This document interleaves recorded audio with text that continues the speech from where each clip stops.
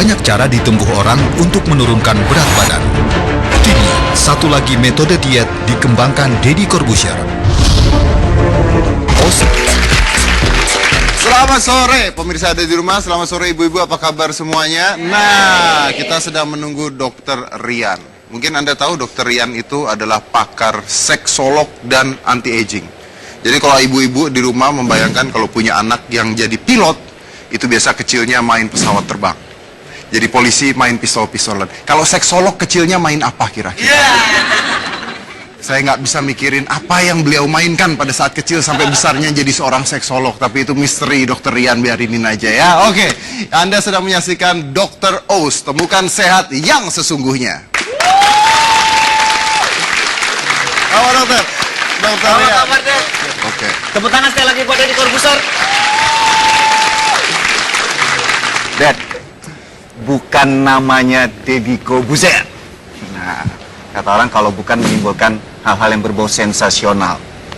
Belakangan ini nih, OCD, Obsessive Compulsive Diet. Ini inspirasi OCD dari mana? Sebenarnya kan awalnya ini diet kuno lah. Kalau di Amerika mungkin tahu intermittent fasting.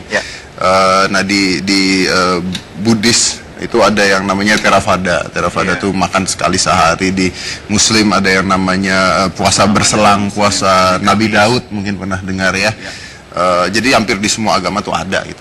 Nah, kebetulan gue pada saat di Cina, di Hong Kong tuh ketemu biksu yang, karena gue belajar bela diri pada saat itu, yang ngajarin tentang ini gitu. Cuman pada saat gue pulang ke Indonesia, gue masih berpikir, masih takut menerima hal yang selama ini gue nggak terima. Maksudnya sehari harus makan 6 kali. Nasi merah dada ayam sampai enak-enak tuh gue makan ya.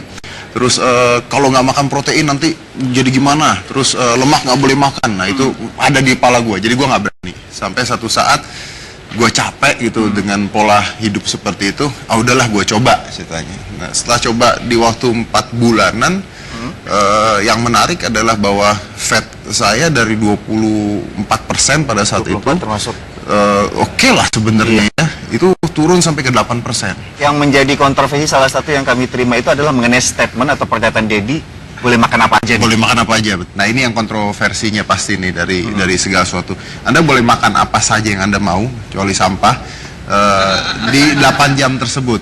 8 jam tersebut. Setelah 8 jam Anda makan, Anda tidak boleh makan apapun yang berkalori. Nggak ada pengecualian? Nggak ada pengecualian. Nah setelah itu minggu kedua masuk ke 6 jam. Setelah itu masuk ke 4 jam. Menyesuaikan diri sendiri gitu. Tapi ada orang-orang yang tiba-tiba 4 jam langsung gitu loh. Sebelum melakukan OCD ini sudah melakukan general check up nggak? Udah. Kolesterol sama gula darah sebenarnya normal? Kalau gula darah memang normal. Dari dulu memang normal. Kalau kolesterol saya agak tinggi dari... yang angka mananya? LDL, HDL, triglycerid? Total kolesterol saya 300-350. Sekarang? Sekarang sekitar 200 lebih. Dengan pola makan Dengan pola makan seperti ini. Mengenai OCD ini ada kaitannya dengan pernyataan Deddy, yaitu berkaitan masalah hormon HGH, Human Growth Hormone atau hormon pertumbuhan. Nah ini Deddy sejauh mana mengetahui masalah growth hormone? Nah mungkin banyak orang nggak tahu growth hormone itu apa. Growth hormone itu kan mother hormone gitu ya, mother hormone yang mengatur kita punya lemak, kita punya otot, kita punya semua pola metabolisme basically. Dimana di usia 25 growth hormone ini nurun, di usia 30 turun lagi sampai meninggal, turun terus. Nah saya tuh tidur tuh sehari cuma 3 jam dulu, dan itu saya bangga banget. Saya bangga banget mengatakan, wah gue 3 jam tidur bangun segar.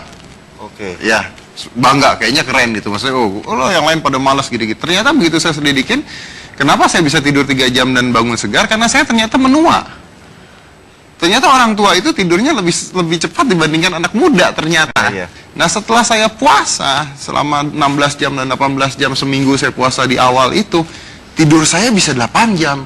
Saya biasanya tidur jam 2, sekarang jam 11 saya hilang tiba-tiba. Dan lelap sekali, deep sleep saya tinggi banget itu. Terus saya nggak pakai suplemen, nggak pakai apa, saya ke gym seminggu hanya 3 kali. Ternyata pertumbuhan otot ini luar biasa gitu. Saya ngebentuk ini dalam waktu 6 bulanan yang dari dulu nggak pernah seperti ini.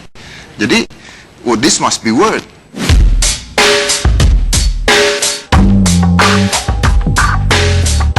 Jadi hari ini saya latihan shoulder atau bahu. Saya biasanya mulai dengan angkatan dumbbell terus saya baru masuk ke alat, 2 alat, jadi hanya 3 alat. Jadi paling lama saya di gym hanya makan 15 sampai 20 menit, tidak lebih dari itu. Menurut saya orang kalau kelamaan di gym banyak ngobrol bukan latihan. Gimana penonton? Ada perubahan yang sangat signifikan? Nah, kalau yang sekarang ini olahraga Nah, jenisnya apa? ini yang sangat amat kontroversi di tulisan saya. Saya mengatakan bahwa yang namanya kardio itu tidak ada gunanya. Nah, ini kan yang jadi... Tapi kamu nggak kardio sama sekali? Enggak, ini yang jadi perdebatan. Saya mengatakan kardio itu nggak ada gunanya. Dalam pengertian, kardio itu bagus untuk kesehatan, untuk jantung dan sebagainya. Saya tidak mengatakan itu tidak bagus. Tapi kardio itu tidak bagus untuk pembentukan tubuh. Kenapa? Karena kardio itu hanya ngebakar lemak pada saat Anda melakukan itu. Nah, kalau Anda angkat beban, pembakaran lemak Anda itu 2 kali 24 jam ternyata. Kalau Anda naik sepeda, ya pada saat itu doang dibakarnya. Jadi ada survei dan ada penelitian mengatakan bahwa 1 jam kardio selama 1 tahun itu hanya menurunkan berat badan Anda 6 kilo. Masalah treadmill atau olahraga itu memang banyak metodenya. Ada hits, ada apapun pasti. itu. Kenapa ini balik lagi yoyo? Biasanya dia rajin treadmill, kardio. Biasanya habis itu mereka mengkonsumsi jus plus gula Yang plus kalorinya susu. besar Kalorinya banget. lebih besar dibanding apa yang dibakar. Itu Yeah. mungkin kita harus perbaiki juga seperti itu. Nah, itu kenapa? Karena mereka berpikir abis lari nih, wah gue udah bakar banyak banget nih. Dia minum Itu yang yang keliru. itu. Nah, itu. Saya tangkap di sini adalah bahwa proses atau perencanaan dari OCD khususnya untuk Dedi Saya, saat ya, ini ya. ya. Untuk Dedi adalah Dedi fokus kepada proses pemecahan lemak di awal, Betul. kemudian pembentukan otot, Yes. ya.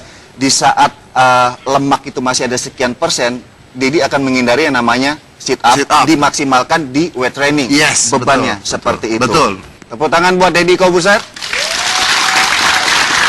Ded, tentunya pernyataan atau OCD ini banyak sekali respon. Pasti. Di Dokter Indonesia sudah mengumpulkan beberapa respon, mulai dari email, Twitter, bahkan ada liputan. Kita lihat ya. Lihat email di belakang ini, Ded. Mau tanya, Dok, apakah diet secara OCD baik untuk lambung? Terus yang memiliki MAH apakah boleh mengikuti program diet OCD ini? Mohon dibalas ya, Dok. Makasih sebelumnya. Nah, penyakit MAH atau penyakit lambung. Konsep puasa. Puasa ya, saya tidak bicara diet dulu. Ya, puasa. Puasa itu bagaimanapun di sini sudah banyak diteliti, puasa itu justru meningkatkan kesembuhan dari penyakit lambung atau Kok bisa MAH. ya? Saya juga bingung. Karena saya sendiri, jujur aja, saya sendiri MAH akut. Dan setelah saya lakukan OCD, MAH saya berangsur-angsur hilang. Nah, itu saya mau tanya, kok bisa? Bukankah harusnya kalau kita nahan makan malah sakit, MAH? Di saat kita berpuasa, itu tubuh kita menyesuaikan. Kenapa orang pertama berpikir di saat puasa justru menyebabkan MAH? Itu di awal. Oh, Tubuh oke. itu butuh waktu namanya toleransi. Seperti itu. Kemudian pola makan, mulai teratur jamnya. Tapi balik lagi, kalau kan ada MAH yang akut, Betul. ada yang kronis, ada MAH yang dikarenakan infeksi, ada MAH yang dikarenakan stres, Beda-beda macam-macam nih. beda-beda. Jika ingin menerapkan apapun dietnya atau puasanya, Ketahui dulu ya. diketahui dulu. Nah, kalau itu justru merangsang kambuhnya MAH ya, di stop. Yang kedua, Pola olahraga dan diet apapun selama ini belum pernah body fat turun secepat ini, badan lebih fit dan sehat. OCD works very well on me. Oh, thank you. Baru 2 minggu OCD selang-seling puasa Senin Kamis, jendela makan 6 dan 4 jam, berat badan turun 2,5 kilo, yang istimewa body fat turun 2,6%. wow, fantastis, 2,6%. Nah, di sini ada juga selain email dan Twitter, ada tayangan beberapa pendapat mengenai OCD. Mari kita lihat. Justru bagus kok, bagus. Justru buang air lancar, berasa apa ya, tenggorokan juga berasa lebih enak karena mau nggak mau kita air putih terus. Turun nggak, cuman yang jelas kalau saya pengen bikin perut rata sih pastinya. Kenapa saya ikut OCD ini? Karena memang saya pengen hidup lebih sehat. Jadi kalau ditanya rencana sampai berapa lama OCD ya, sampai saya ngerasa kapan butuh kesehatan itu sendiri gitu ya, mungkin seumur hidup saya. Ingin tahu bagaimana pendapat medis mengenai OCD? Saya undang Dr. Freddy Wilmana. Tapi setelah yang satu ini, tetap di Dr. House Indonesia.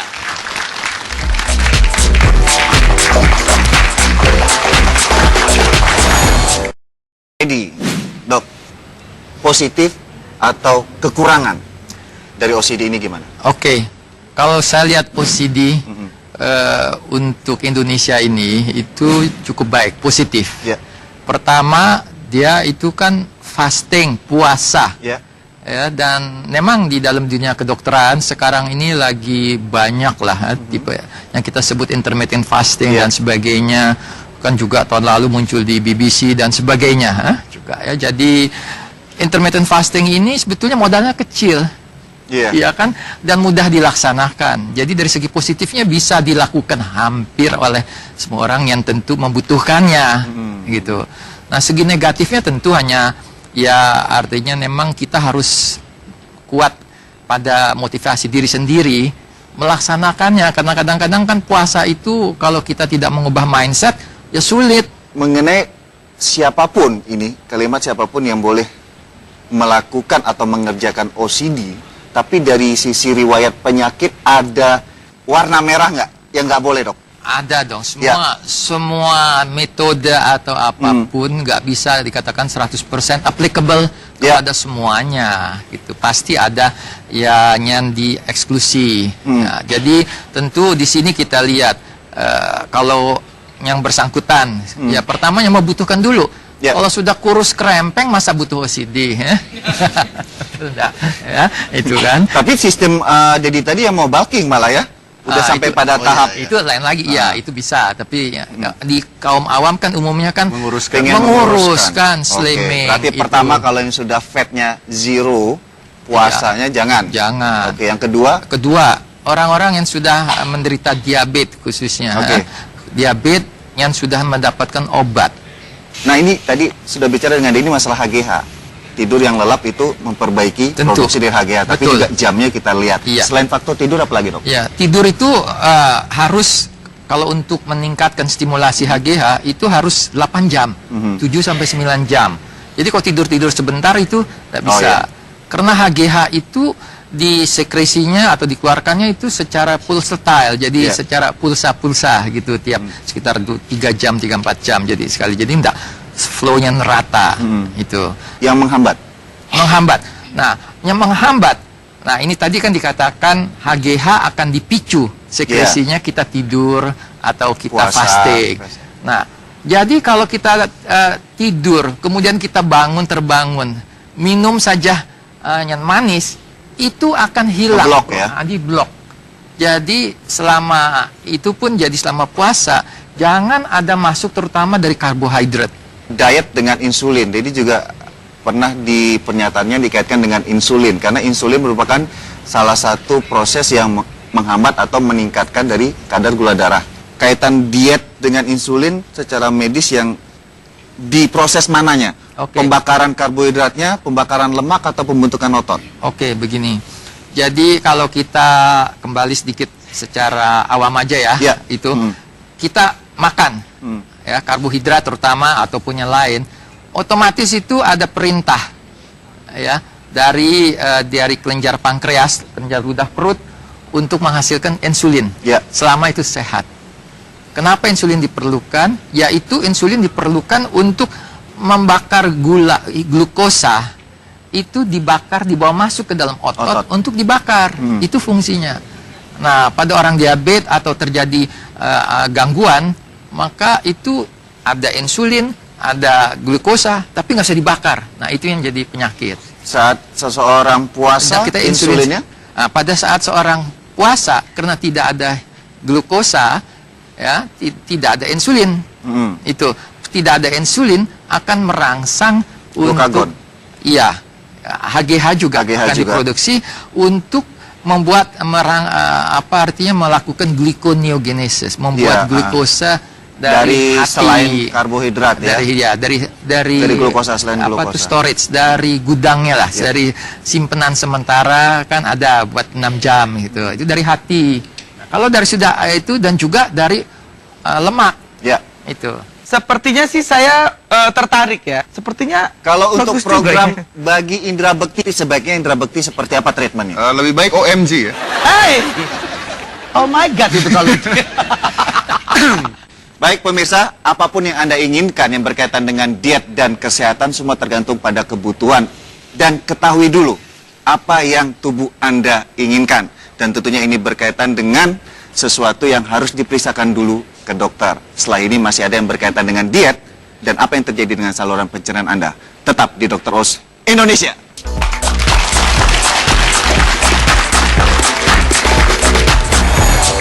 Seperti apa reaksi tubuh untuk memenuhi kebutuhan kalori ketika kita menjalani diet ekstrim?